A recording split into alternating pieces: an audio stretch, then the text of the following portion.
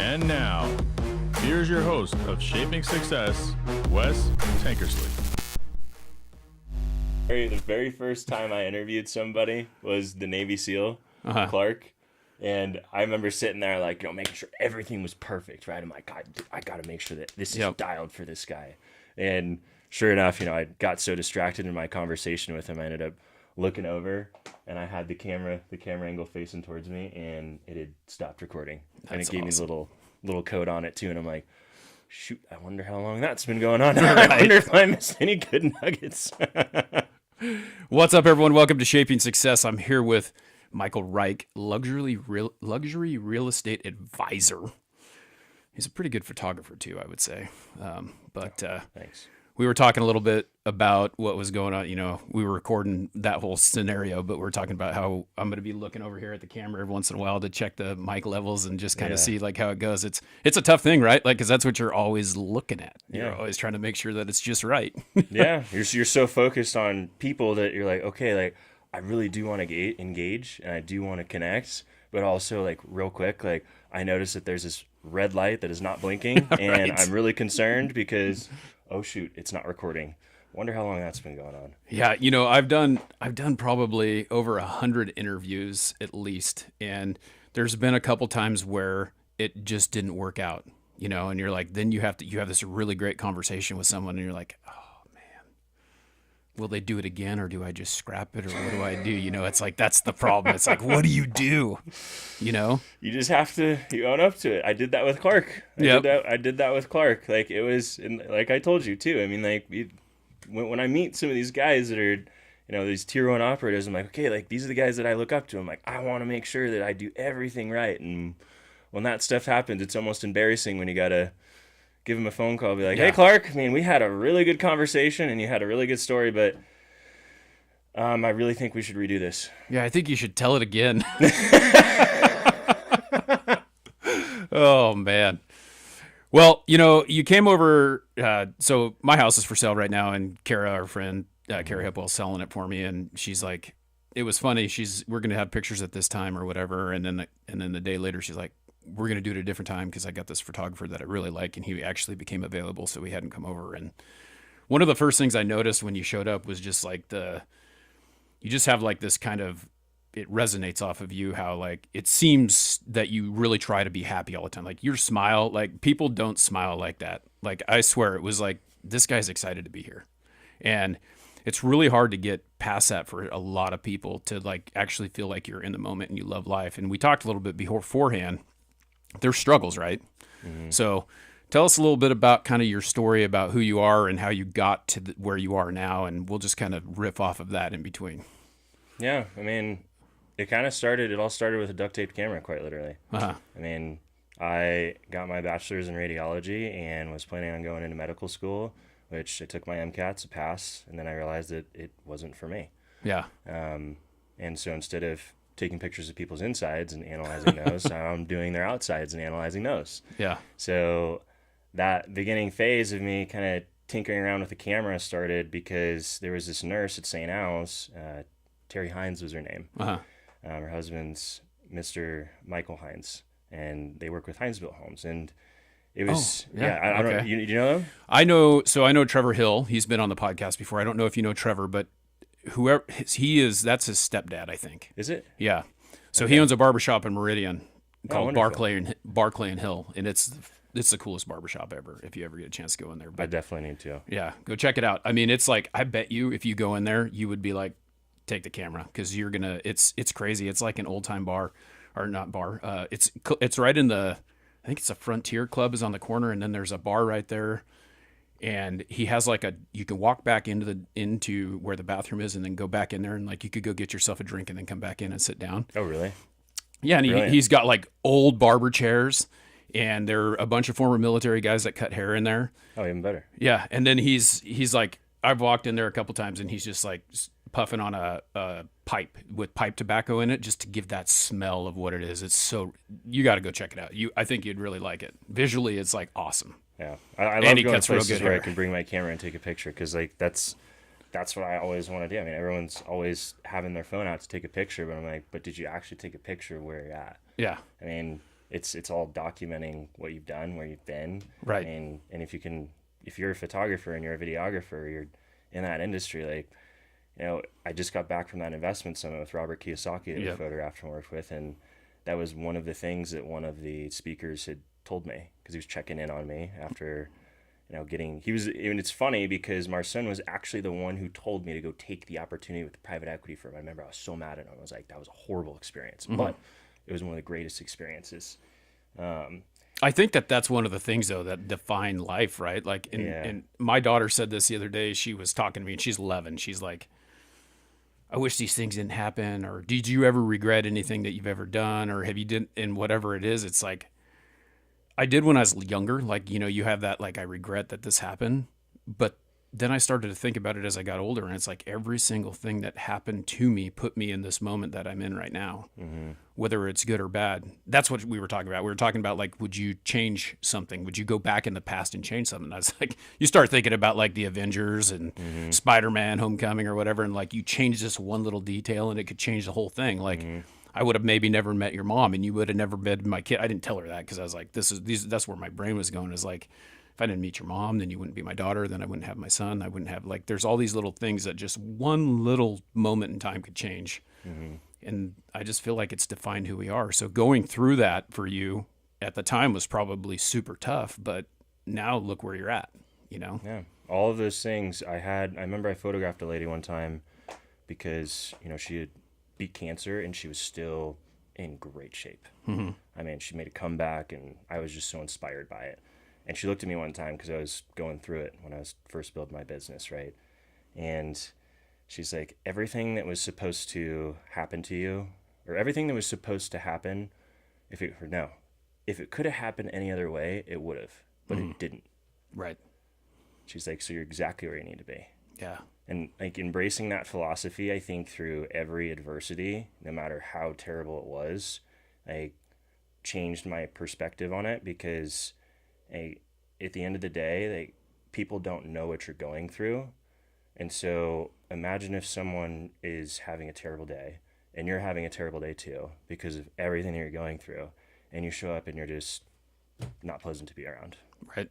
Like, I would think that, I probably wouldn't want to spend too much time around that person because they just don't make me feel good. Like, it's almost like a storm cloud's hovering over their head. Right. Like, you always want to be the person that can lift people up. They inspire people. I mean, bring out the light in people.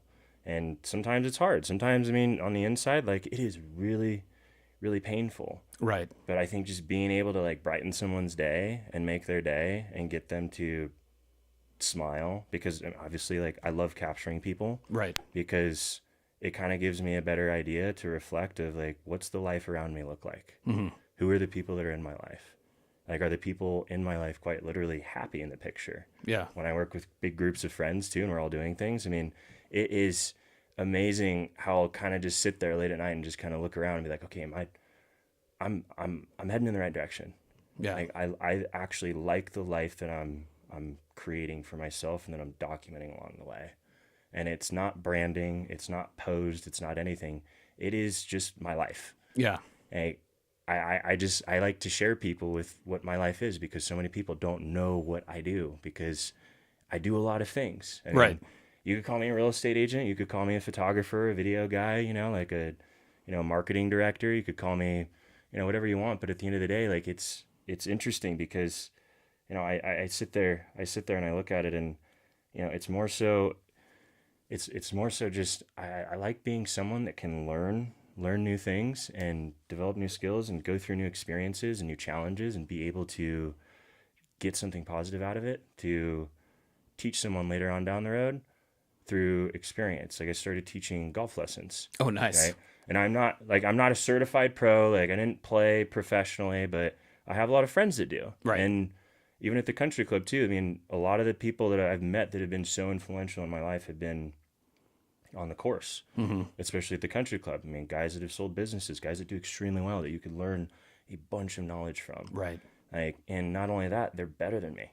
Yeah. Some of them are better than me. And I think that is such a great experience to go through, to let your ego completely die, is when you meet someone that is better than you. Yeah. And then what's really great about that too is learning that it's always a challenge, right? You're always trying to be challenged. You're always trying to make it better. And I think that a lot of us go through life like that, where the person who has kind of like that entrepreneurial service or spirit or whatever, like they're going to do everything they can to make it work. And so you're doing, 5 different things at once, and people are like, how do you do it all? But you're still just searching for that one that's going to be the one, right? And it's giving yourself those experiences is what makes you better at what you're doing. You have to have fuel. And so many my mentors have told me, like, if you're trying to get to where you're going, if you don't have any fuel in order to help you get there, then you're going to burn out really fast. Yep. Like, don't get me wrong, there are things that I absolutely love that, just fill my cup. But there's also things that I don't love, but those are the things that I have to do in order to generate enough revenue in order to accelerate me in that direction. Yeah. Because if I want to go here, well, that's going to require a certain amount of fuel. So I need to really stock up and do as much work as possible and manage my time better and start to just be a little bit more efficient, so that, yes, like in the morning, like at 6:30, I will go shoot a video at Spurwing Country Club, and then go to the gym, and then following that, I'll go do a shoot for a house for a client that inquired, and then go over to my luxury listing that we're getting prepped for listing on the market, and then go through and then maybe write some copywriting material for a legal attorney that needs help just building his podcast studio. I mean, but the thing is, it's just a management of time. Right. Like, when I started looking at it as, shortening the amount of time it takes for me to think about something and then doing it, I realized that it honestly didn't take that much time at all. Right. And I started creating more time for myself. Some people, they teach you time blocking, right? And when you're a creative person, you're like, time? Like, that's like telling me I have an hour to paint, like the next great masterpiece, right? People and a lot of people don't get art. So like, that's kind of, it's kind of an interesting concept, because when I started looking at them, okay, well, yeah, I need to, because I'd meet some of the Navy SEAL guys, right? And I'd meet, one of my best friends, his dad was a Delta Force commander. So you talk about time management, that dude is always just watching the time. And I think, you have type A and type B or whatever, but I think that's the hardest part for me, is like, I'm very time management, and I'm not artistic. Like, I mean, I would say that this is an art, talking to people and having these conversations and doing this podcast is an art, but like, it's still like rigid enough for me that I can just say, hey, you be here at this time, we'll start doing this or whatever. And then you have to figure out, like, time management for me is very important. And I do the same thing. Like, I used to just kind of like, you'd write it down on paper or whatever. Now you got this calendar on your phone, and like every hour is accounted for. I get up early in the morning to try and get a lot of stuff done before the kids are up and the house isn't out of order, because that's what happens. It's like, once they're up, it's done. But yeah, I mean, I think that a lot of people get lost in the fact, if they were just better time managers, they would be able to get a lot more done. Because you want to be the person that can create more time for someone. It's almost like you want to be the person that creates solutions and not problems. Right.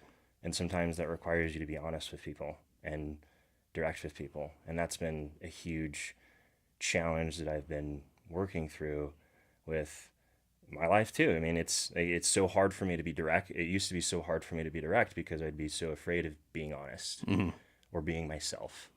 I think finally I'm actually stepping into who I am. And, I go back to Marcin talking about, like, he told me my camera is my superpower. He's like, it is your way to meet people.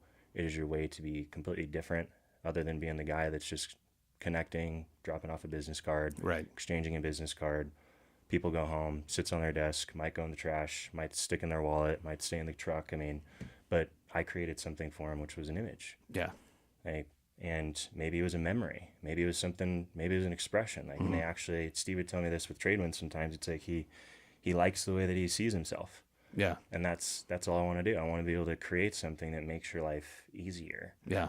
Right? Because you get into, and I took this just after reading, Clark's book, just from his time as a tier 1 operator. And it was, you go into certain situations, I mean, if it was up to life and death, you would probably learn a bunch of different skills in order to be able to get through it. Yeah. Right? And you'd get really, really good at those, especially if you wanted to make sure that you survive or persevere or win, whatever you want to call it, whether it's sports or business. I mean, you want to be the best you can be. Yeah. You always want to be solution oriented. Like, you always want to be honest, and sometimes you have to be honest with yourself. Yeah, I think that's I really listen to, like, a lot of times, one of the things that I learned over the years was, like, if you have a problem with something, you better have a solution before you go take it to whoever it is. Like, if I had a problem with you, the way that you did whatever you did, I should have some sort of rebuttal, or like, how would I change that? How would I fix that? This is what I think we should do. What do you think? And be open to a conversation about it, and then might find out, well, this is why I did it this way. But if you go in there and just say, this sucks, and you don't have any solution to it, then what are you really complaining about? Because you don't know how to fix the problem. Yeah, you have, I mean, that is what people pay you to do. People pay you to solve problems. And Right. the faster you can solve those problems, and the better you can solve those problems, or just even making the effort to put forth to solve the problem. Because I feel like in multiple markets, it is so easy to do a good job when things are going well. But as soon as there's a problem, people panic. Yeah.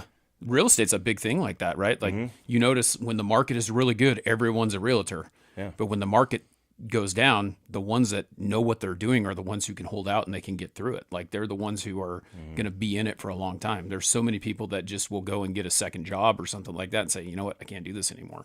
I think I really need to get this watch replaced. This is the second Keeps time. popping off. It keeps popping off. I gotta go get it. It was a gift, so Yeah. No. What were we just talking Just about? talking about the fact that the people, like with real estate, how it is, it's when the market is like it is right now. Like 2 years ago, the market was nuts, right? Like, people are walking in and they're buying houses. I had something I was gonna chime in on. It is like, because when you look at it, I mean, there's some people that I've really admired in the industry, right? Like, you look up to, and I just talk about the people that have been in it for a long time. You got Lacey Bishop, you've got Matt Bauscher, you've got these big teams that have been doing it for a long time, and they've built something really substantial. Even the team that I'm on, Spotlight Real Estate, right? I mean, it's, Mike and Jen, like, they've done so much with new construction, and the thing is they are always trying to provide a solution and provide certainty even when things are uncertain. Yeah. Because that's your whole job, and they're willing to do whatever it takes in order to make sure that people get what they need. Right. And I think that's what really separates and I don't really pay attention to top producers. Just look at, like, who's been in business, who's getting all of the deals. Yeah, you see it. Yeah, who are the developers trusting? Who are the capital firms trusting? Who are the private equity firms trusting with their money and putting it into developments? And then who are those developers trusting in order to represent some of these builders or some of these properties? Because you're not just talking about a few $100,000. You're talking about tens of hundreds of millions of dollars that people are sometimes putting in. I mean, and I know that the money's starting to come here, you're getting billions of dollars. So now you're getting people that are like Alquist, for example. Alquist has such a big building. That's not a cheap project. Like, that's a big project. And all the projects that he does, like, people want to know that even when things get hard, you have to get really good at delivering bad news, because learning how to deliver bad news builds trust. Yeah. Because it's Open the and hard honest. conversation. Yeah. It's the hard conversation. You have to make people feel certain that, and it's even, you look at it like, think about these tier 1 operators, right? Delta Force or Navy SEALs, like Clark and my friend's dad, like they had to remain calm because they're the leader, right? Because if they lose their shit, well, then I think we're all screwed, right? Yeah, exactly. So you could only imagine, like, life or death situation. I mean, this really, like, what are our odds of success? And they probably don't tell people, because it's like, oh, it's probably maybe like 2%. But I mean, remain calm, because sometimes that's all you need. You have a small margin for error. Try to look at it like golf too. You have such a small margin for error, but if you believe that it's going to go wrong, it probably will. Yeah. But if you have faith in yourself and your abilities, and you just do the best you can, you start actually getting a lot luckier than you think. You actually start doing better. You start doing better in business. You start doing better in your relationships. You start doing better in just being the person who you were meant to be. I think that's what so many people really need to embrace, is like, sometimes don't look at what it's in front of you. I don't care how bad it is, because sometimes it's going to be terrible. Yeah. Like that time that, I mean, I lost everything after working for the private equity firm and had to start over. Everything looked terrible. Yeah. And sitting there meeting with Kara, stepping in as my mom and kind of guiding me down that. It was every time I would say something that was bad about myself or was bad about the situation, she would respond with something that was positive. Yeah. or maybe a perspective shift on the situation of looking at it, of how great it is that you had the opportunity to work at that caliber and get that experience, because you learned so much in such a short amount of time because you failed. Yeah, exactly. That is one of the main things that I look at all the time. I think about the fact that I would not be in the position that I am if it wasn't for all the failures that I had at the previous position. You know, like all those things that taught me, it taught you how you didn't want to do something, how you did want to do something, what could you do, and they teach you all these things. And if you can just look at it as a good thing instead of something that's negative, you know, like we look at that all the time. And my daughter switching schools, and we were talking to her about something, and she was like, well, there was one kid, like she's talking to her friends at her old school, and there's this one kid who was not happy that that was happy that I was gone. Like she's talking to her friends. I'm like, number one, what's your friends telling you this for? But number two, that's one kid out of 30. Why do we care? You still had 29 other kids that were sad to see you go. You know, I mean, if we can look at it that way, but we always put this weight on anything negative in our life that is way heavier than the positive stuff that go on, because you may have lost that job, but you had so many things going for you, and you just have to figure that out. And it's good that's awesome that someone like Kara could point that out to you and kind of help you get through it. Yeah, it was so critical at that point in my life, because I mean, it gave me that confidence in realizing that, you know what, I can no longer care about what other people think anymore. Yeah. Like their perspective, like regardless of the situation of what happened, I mean, I can't change who they are. I can't change the way that it happened, but I have to now take this and have a positive attitude, because right now, if I'm still heading down that direction, right, and at that time I was like, I want to represent firms. I want to work in luxury. I want to be trusted in order to lead a team, because there's been, and through my experience, I've been able to have the opportunity to lead people, and not always has it gone well. But that's the whole point, is because when I reflect back, I'm like, okay, I now know 2-3 years later how I could have done that better. Yeah. Like I see this individual and I'm like, hey, how could I have done this better? Like it's always a time to reflect. And now it gives you that confidence leading up to that point of like when I applied for a chief marketing officer position in Puerto Rico in a completely different language with Spanish, which my Spanish is still very, like, it's still coming along. I can understand it, but I can't quite speak the technical terms, like the financial portion, the contractual portion. Yeah. And I mean, that opportunity would have never came if I didn't actually believe in myself. Right. And, you know, my fiance was very encouraging too, of saying, you know, hey, you need to go do this. I mean, she came over from Russia at 21, didn't speak the language. So she looked at me and was like, what are you so scared of? I'm like, I've never been through this. I don't know. Like, I mean, I've never applied to something in a completely different country where I don't really speak the language. So, I mean, I guess I'm kind of just, you know, like weighing my odds here. And I think I have a small margin for success, but it's like we talked about, that small margin for success was all I needed, because I got the interview. Right. And he loved me. And immediately we opened up about everything. Right. And, you know, before you know it, I'm flying back and forth between Puerto Rico and here every couple of weeks. And it was a great experience. You know, we actually get to go out to Miami and New York and Spain here in a couple of weeks for work too, to go work with the managing partner. And I think that's just it. Like it's like you start, and the more I've actually started to believe, like there is great opportunities in the world. Yeah. And there are great people, regardless of the fact of how many times that maybe I feel like I've been through a bad experience, or I've been misled, or someone took advantage of me. I mean, that's going to continuously happen. Right. You're always gonna have. I mean, look at professional athletes, right? There's always going to be somebody in the crowd that's going to be booing for you. Yeah. But here's the thing, like, why do you care about the boos that they're giving you when you see what they're cheering for? Yeah. Like, they're not cheering for the same thing that you're cheering for. Right. Like, you want the people that are there that are rooting for you. You want those are your people. Yeah, it's crazy too. Like with social media, that's that way too, where you're like sitting there thinking. I look at like TikTok, because I have like a ton of followers on TikTok, and my TikTok is like the most real me that there is. I feel like, because you just no one else is looking at it, and you don't want anyone to know. Yeah. But it's funny.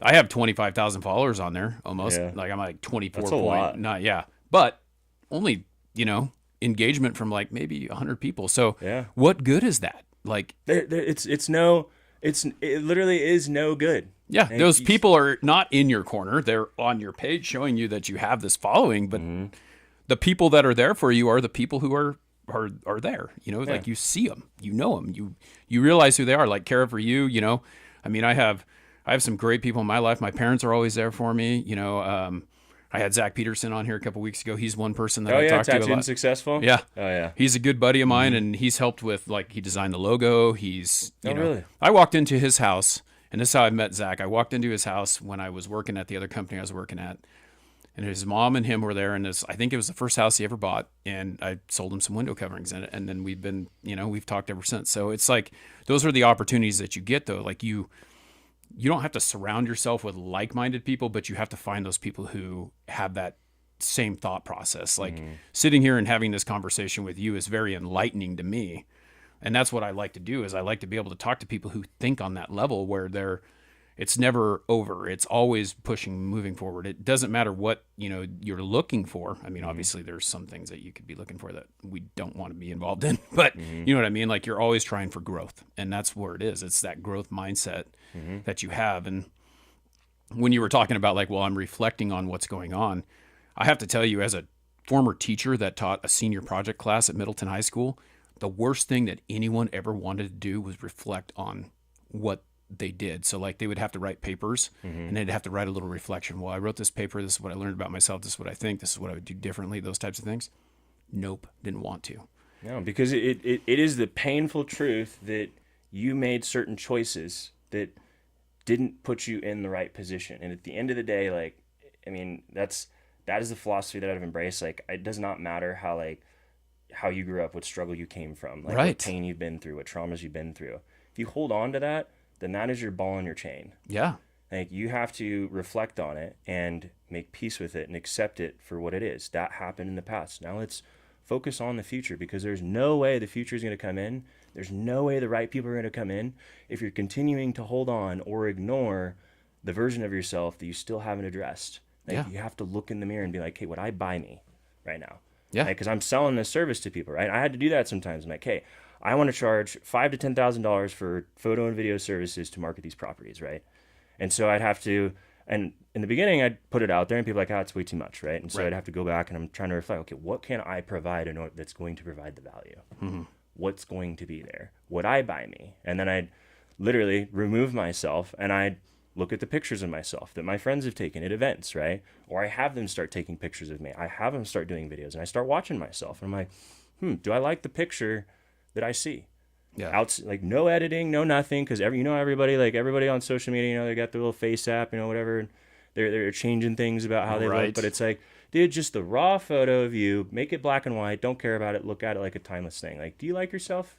Yeah. Like, would you buy from you? Would you trust you? Do you look trustworthy? Like, are you taking care of yourself too? Like, do you look happy? Do you look approachable? Right. Those are such important things that you have to learn when you're going through all of those experiences, because going through all those experiences gives you the opportunity to become a better version of yourself.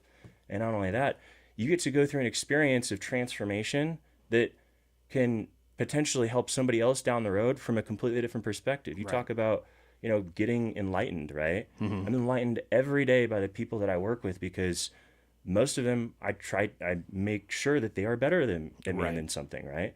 Whether it's, Tradewinds, and he's a luxury custom home builder. I've learned so much from him, whether it's, the Hess family. I mean, doing massive developments, exiting lots of companies. I mean, they're so far, they're at a completely different level. I mean, even you take the Wheeler family too. I mean, completely different level. You've got, hundreds of employees. You've got people that get thousands of employees, right? And you get the opportunity to work with these people and have a relationship with these people. And even though you are different, that is the beauty of it, because you get to be in close proximity to them. Yeah. And they get to give you feedback about areas that you can improve on. And sometimes it's an ego hit, because they're calling you out. And, regardless of if, you're like where you're at, like if you're, man, woman, like, you always need to get to the point where, like, somebody can call you out on something and you don't get defensive. That's a hard part, right? Because when people criticize you, the first thing is like, well, what do you, why do you think this? And then you go into defense mode and you try to figure out why. And if you just listen, maybe you might learn something about yourself. Maybe you might change something. Maybe they might have a point. Maybe they don't. But I think that that's a big thing, is to always listen to the conversation, to always take it in, whether you like it or not. You know, I mean, politics is that way, right? People sit there and I look at, like, you hear them having a conversation. They're like, you can change some people's minds and you can't change other people's minds. But like in me, it's like, I'm never going in it trying to change any mind. I'm trying to just like give them some information that I may have that they don't have, and then they can do what they want with it. Right. That's literally the way I look at like video and photo. Like, I think that's a missing component that I think a lot of people don't get, is it is literally visual information that everybody can interpret. Yep. Like this red, unless you're colorblind, you see that color red, it is red. Exactly. It is red. So when I show you a picture of something, like, it's been almost like a great way for me to come in with business proposals and pitches, because I am a visual artist. So like, I get it. And I photographed every genre. Like, Right. And I still can. I find great joy in learning different genres so that I can find multiple ways in order to communicate a message to somebody, or to brand a business, to develop a marketing campaign, to sell a luxury home. What do we need? What's the ideal profile of the client look like, right? Yeah. Are they going to be some big Wall Street guy? Are they going to be a family man? Are they going to be from Spain? Are they going to be from Europe? I mean, what's the profile look like? What picture do I need to put in front of them so that they see what they need to see, What they want to see, and what they want, because that is, again, just like you said, like, you could say this is red, but someone could see that as pink. And Right. the fact of the matter is that's how life is, right? Like, we look at people like what we find attractive, even, you know, like maybe you like brown hair, maybe you like blonde hair, maybe you like whatever. Like, it really is so up to you to decide what that is, right? It is. It really is. That's why I've really loved doing photos in black and white, because when you remove color from the situation and you look at things black and white, very rational. I mean, that's the way elite sports are. That's the way elite performers are. Like, they have to make decisions very quickly. So you have to be yes, no. Like, One less thing to have to decide. one less thing to keep on. And when you put that in front of people, sometimes it's like, now you really get to look at the picture. Like, do you like it? Yeah. Because here's what I've been trying to show you this entire time. Yep. And when they finally get to see, I'm like, you can't make any changes. This is what it is. Like, if you don't love it, well, then that's not on me. Like, I did my job to present you the visual information here. Right. Like, it's just like data, right? Yep. That's all it is. There's, over 16,000 light levels that a camera captures in an image. Right. Like, this is, and you look at it and it's a histogram. Like, all of that information in there on video or photo, it's all a way that you can communicate. And the more visual information that you're able to cram into that one shot or that one video or that one photo, people now start to understand. Yeah. It's crazy. So we're it's just an awesome, like, eye-opening thing to think about it that way, like, to understand that. I just wish people could get that. Like, they could, I get it. And it doesn't mean that I don't, like, it's funny. I'll tell you a funny story here. I go to the barber shop all the time, get my hair cut or whatever, right? And you go in there and they always, like, as you start to get older, you start to get bushier eyebrows. And you're going to notice this now because I'm going to tell you about it right now, and you're going to see it and you're going to go, what the hell did this guy do? So they always go in there, one of the questions that, you want me to trim your eyebrows up? And I'm like, sure, go ahead. Do they look bushy or something like that? Whatever. And so they'll take a comb and they'll put it through there or whatever. And I figured, well, you know what? I'll do it on my own, right? Like, I have this little clipper, and I have two different settings. One I use on my beard and my eyebrows, and then sometimes I'll take it off and I'll use the shorter one, right? I had the shorter one on. I left it on there. And then I went and I buzzed my eyebrows, and I'm like, oh, great.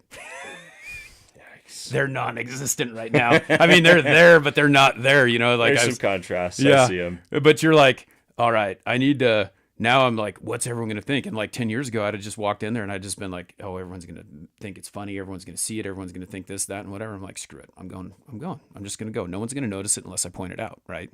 And that's where you get to that, where you look at it. And it's like you start getting so self-conscious about things that people don't even, what I think is fat versus what you think is fat. What I think is muscular was what, like, people will hate on themselves so much because they just can't get over the fact that there are so many good things about yourself, and you just weigh that. So if you can visually just make that decision that everyone is so different, everything is so different, everyone's interpretation is different, it feels like, to me, like, it just kind of set me free, Yeah, it did. I had that release this year when I shot my best round ever at Spurring. I shot at 68, right? And I remember that feeling so much because, obviously the next day I ended up going and shooting a 79 because I was on this belief. Right. I'm like, all right, finally, all the work that I've been putting in, like some of my buddies that played on the tour, I'm like, I can do it too. Yep. Well, newsflash, it's a lot harder than you think, right? Oh. I don't even want to. It was, but it was funny because in that moment, it's like you have to believe in yourself. When I was playing extremely well, I was believing that I couldn't miss. And I'm like, I know exactly what this is going to do, and I just did it. Yeah. But it was also not only me; it was also the people that were around me too. Yeah. Like, I think that's been a huge thing to watch too, is like the people that are around me, they have a big influence on my mindset when I'm playing golf. Yeah. And so now I've been very, very selective with like even people coming into my life who I'm even choosing to work with too. Yeah. Regardless, like sometimes I will not take the money because I don't want it, because I know it's not a good fit. Right. Like, I can't help you because I know where this is going to go. You're going to pay me. I'm going to do what I do. I'm going to try to give you the solution. I'm going to give you the value. But here's the thing. I just don't think it's a fit because where we're going in life and what we value is so different. Yeah. And that's hard because it doesn't make me feel like I need to be a better version of myself. Mm-hmm. I want to be around people that make me feel like there's something more inside of me. Right. That I still haven't tapped into, like an unhidden potential. And they see that in me and they believe in me enough in order to push me in that direction. Yeah. Hold me to a higher standard. His name's Sean too. He's a member out there. Play with quite a few members out there, and he'd just sit there and like every time I would miss something, he was like, Jordan, what the heck, man? He was just like, this is embarrassing. He was kind of saying it in a way that's, it's joking around, but I'm like, right, dude, lay off of me, man. But how does that make you feel about it, right? Like that's the thing. It's like when you're around that, and that's why you choose who you are with. Mm-hmm. I go golfing with my dad. I'm terrible at golf. My dad thinks I'm good because I'm better than him, right? Mm-hmm. And so we go out. They live in New Meadows, and we've gone on that golf course a couple times. We go play 9 holes because he doesn't want to play 18. And I'll go out there and I'll hit one, and it's in the trees, right? And he'll look at me and go, "Oh man, that's a tough shot." And I said, I just look at him and I go, "What trees?" Like that, you got to think about it that way. It's like you're never gonna get it through. Like now I go in and I'm looking and there's 2 trees like this, and I'm like, "Oh, I got a gap. I can get it through there." That is the mindset right there. Yeah, if you can't do that, and then like people like, oh, sand or water. The one thing I can't get out of my head, and I don't know why. I think it's just because it's staring right at me, is a water hole. Like I think of the one at Falcon Crest, that par 3, where you're like, you have to hit it right over the water to get it onto the green. That's the worst one. I'm trying to get over that, but like trees, sand, no problem. It's like, what do you got to lose? And it's the same thing with water. What do you got to lose? You're gonna lose a freaking ball. Challenge accepted right there. Exactly. That is life. Like you have to play the shot, and you have to play the shot as it lies, because you're the one that put it there. Right. That's why I love golf for that fact, because it is an individual sport and your results are based off of you. Yeah. Nobody else. Doesn't matter with the wind, whatever it is. Like it's all a mindset. And that's what I think that's why I love about it. I make the reference to it of like a lot of people that I'll work with, like they enjoy golf. Yeah. Right. Or a lot of the people that I feel like most of late that I'm really connecting with, especially like when I've gotten the opportunity to play at the country clubs, is they are bringing a better version out of myself, because I watch how they play. I watch how they handle frustration. Mm-hmm. I watch, just their behavior. And you can tell a lot about a person by the way they golf. Oh, yeah.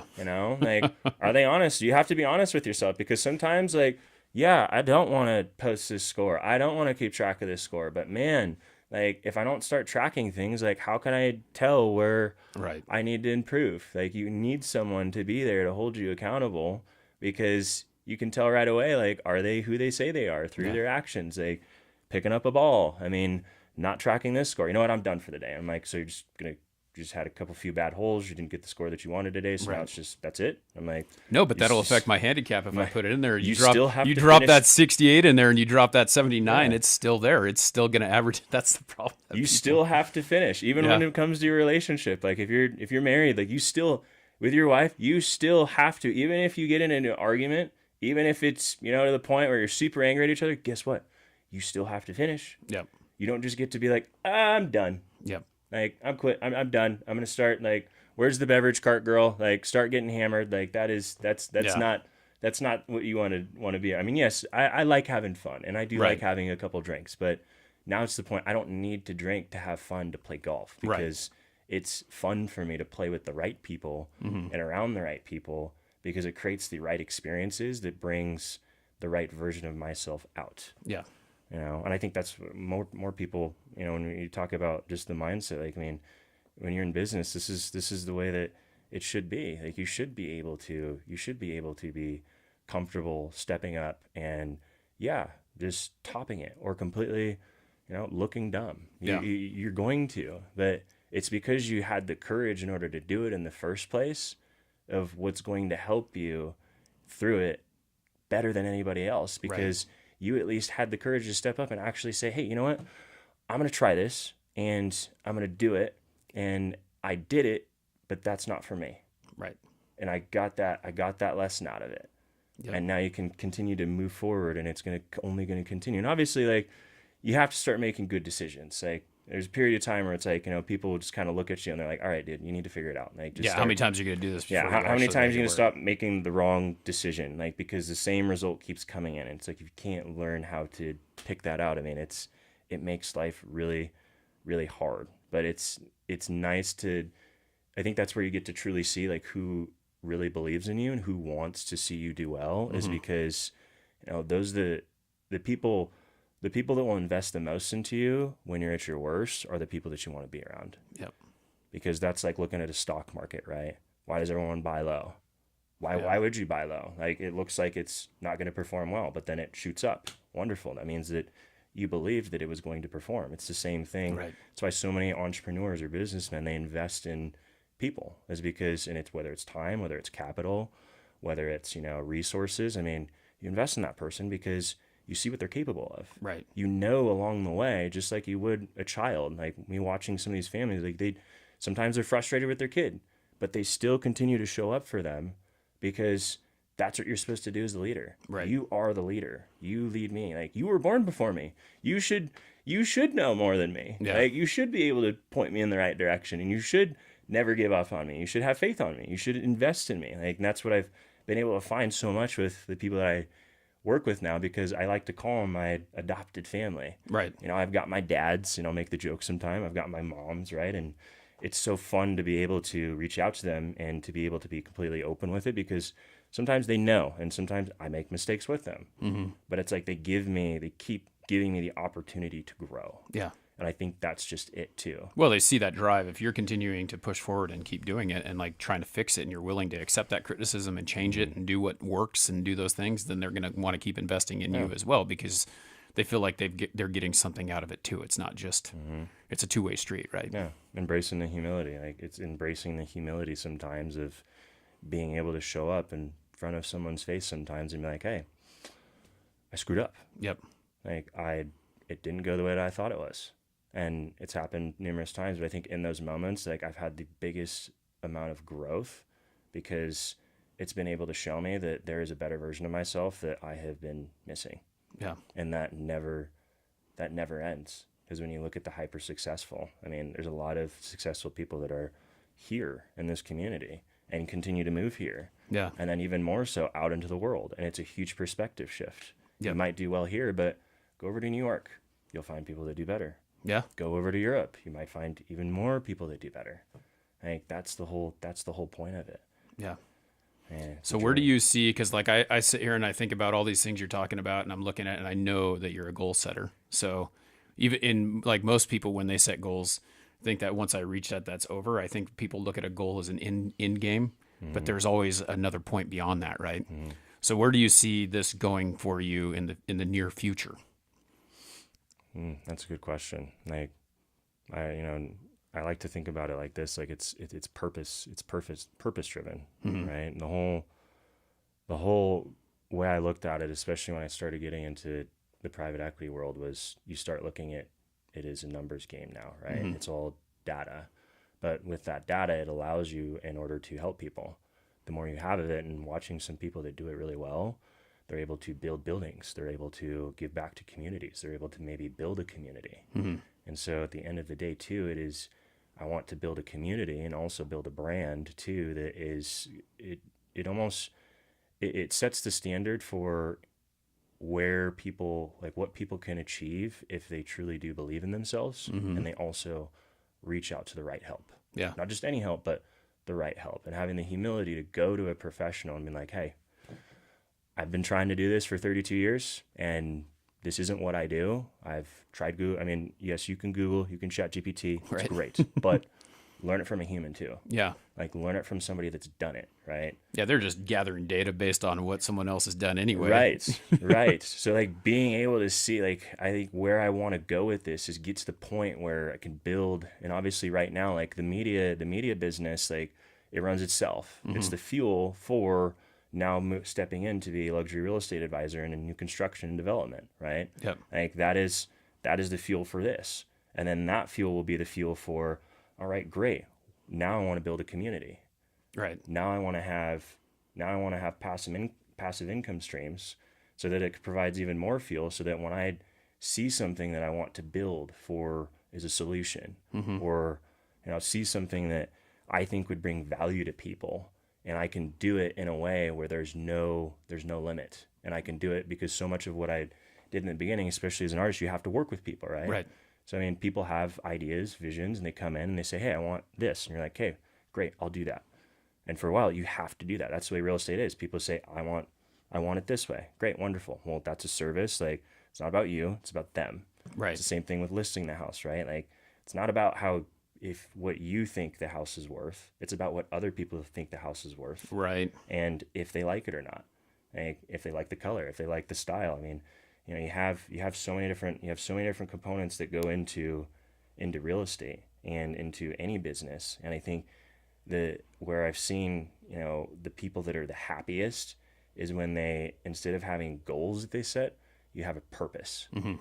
And you're no longer profit driven, but you're purpose driven. Because if you're purpose driven, nothing can quite literally stop you, even adversity, because you're always going to get through. The thing about the purpose-driven thing that I don't think a lot of people really realize is that if you are purpose-driven, the profit will come. Like I thought about that in sales my whole life. It's like I'm sitting there comparing myself to someone else, but I know what I'm doing is right. And I know that they're not doing the right thing. And over time, it ends up you're above them. Like that's the thing. I think if you can fall in love with the process and have that purpose, you're going to end up being successful however it looks to you. But money will come. Like it's something that will be there if you just keep down that path, if you know what you're doing is right. Yeah, I mean, I feel like, and maybe this is just the way I see things, but you can't focus so much on the money. It's just focus more so on, the life, like the life behind it, like the connections, the expressions, the emotions, right? I mean, we talked about painting a picture for visual information. I mean, being able to see the basic things. Like for me, sometimes like I don't see a picture of people, I see joy. Yeah, exactly. I don't see two guys in a business suit. I see two businessmen that trust each other. Yep. Like I see I see a group of individuals that are building a company that are willing to do whatever it takes in order to get there. And they all rely on each other. They all trust each other. I mean, the way that I've learned to kind of take images and almost use it as a way of interpreting the world and use it as a moment of self-reflection is very interesting because, in the world, everybody talks, right? Everybody's got something to say about everybody, right? You can't win. Like, I'm sorry. I don't care how good you are. Like if you're Tom Brady, if you are Bill Gates, if you created Apple, if you're running the top brokerage here or development firm, whatever it is, right? Everybody always has room for improvement. And everybody always makes mistakes. Yep. Like you can never be 100%. It's impossible. Yep. But you got to do everything you can to get there. That's really what it is. If you left it all on the table, then I mean, you really in reality gave it 100%. Yeah. I mean, that was at the end of Clark's book too. He talked about it, and it was kind of just echoing in my mind. And it was you should be able to get to the end of the life and be completely exhausted, broken, and knowing that you gave it all of your efforts, and you should be like, that was one heck of a ride, and I gave it everything that I had. I mean, even if times suck, I mean, that's the whole purpose of it. I mean, you want to be able to learn new things. I mean, sky's the limit, right? It's the moment. I mean, think about when we were in class, right? It's like you're learning math, you're learning English, you're learning Spanish, you're going to go to calculus, you're going to go to physical education or weightlifting. You're going to go play baseball too, and you're going to go learn how to be better at that. And then football and basketball, you're going to do all these different things. Oh, and you want to start mowing lawns on the side too. Those are so many different things. But I mean, that's the whole purpose of it. It's almost like a mindset. You look at the hyper successful, they're always in multiple things. Like, most of them get into investment or they get into development or they get into coaching, whatever it is. But they're in multiple different things because they always want to keep learning. Right. Because once you get into those worlds, you realize that, oh my gosh, there's so much to learn. Like, yeah, you've got your resume and your background, but I mean, do you want to keep getting better? Yeah. Because what else can you add to that list? Add to the list, because then that gives you the experience that when people meet you, you can talk about it. Yep. I mean, everything's on digital media these days, right? And people look at it and they're like, oh, I got a PhD from Harvard. And I'm like, great. Well, I met somebody that articulates himself even better, that has a PhD, that has a GAD. Right. Just because of the life experience that they've been able to go through, and they're more enjoyable to be around. Yep. Right? They had their ego death. They no longer have the inability to look at themselves and be like, you know what? I was wrong. Yep. This is on me. It's crazy, man. Well, it's been great having you here. Great conversation. I really enjoyed this. If people want to, hit you up for photography or some real estate or anything like that, where's the best place to find you? Best place to find me is you can go to Echelon Reserve. It's www.echelonreserv.com. I just built the website the other day too, so I kept it super simple. So if people want to know a little bit about me, what I can do, you can submit a form, and I always like to just meet with people. Yeah. I mean, happy to do a Zoom call, but one of the biggest things for me is, I do a lot of work for a couple magazines, and one of them is Boise Real Producers, and I like meeting people to make sure that in person is definitely better. It is awesome. So if you want to reach out to me, like, I'd love to meet in person, because for me, human connection and interaction, I think, tells me everything I need to know about a human, and also makes it feel like you care. Yeah, exactly. So yeah, but thanks for having me on. Yeah, man. Awesome. Glad to do it. Yeah.